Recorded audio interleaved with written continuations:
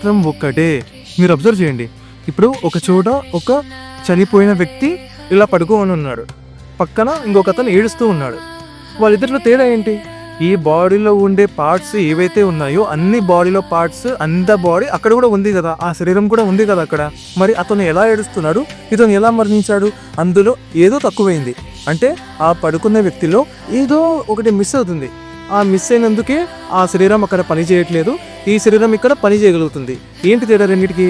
Because of consciousness, చైతన్యము. ఈ శరీరం చైతన్యంలో లేదు. ఎందుకంటే చైతన్యంలో ఎందుకు లేదు శరీరము? ఎందుకంటే లోపల జీవాత్మ లేదు కాబట్టి. అర్థమైందా?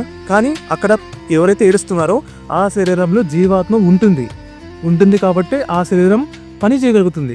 ఒక్కసారి జీవాత్మ బయటికి వస్తే అలా పడిపోతుంది అక్కడే శరీరం కూడా.